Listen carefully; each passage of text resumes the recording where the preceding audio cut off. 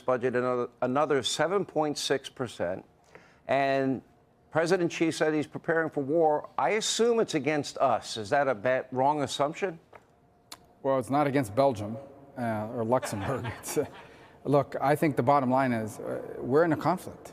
And I think we have to start talking about it that way. You know, a lot of time, most of the people who are up here now don't remember. You know, I was very young, obviously, at the end of the Cold War, but it's been about 30 years since there was another superpower on the earth that was in conflict with the United States. And we are back in that place. And we need to stop pretending like that's not the case. Now, I hope it's never an armed conflict, but it's a conflict at every level you can imagine. And I think, look, we have a couple problems. Number one, the White House, the Biden administration is filled with a bunch of traditional, conventional political figures that grew up over the last 20 years talking about cooperating with China. We saw how that worked out. They took all of our jobs, they took all of our factories, they got rich, we got poorer, their middle class grew, our middle class shrunk. They make things and we don't. That was, and so, but I think the other problem we have, and you've alluded to this, is these guys in China, they watch TV. I mean, they watch TV broadcasts of what's happening in America.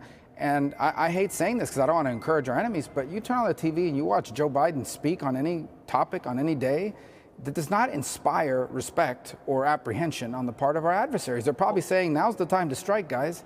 Well, they definitely are doing that. And look at this new alliance that is emerging. I call it a new axis of evil. I mean, you got Russia, you got China. Now they bring in the Iranians.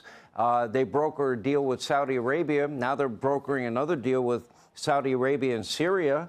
And they're telling Kevin McCarthy not to meet with an allied leader. And then what are the consequences for the balloon spying? What are the consequences for taking out an American drone like Putin did? There have been no consequences. And I think that's part of the challenge that we have on our hands here. Look, it goes beyond these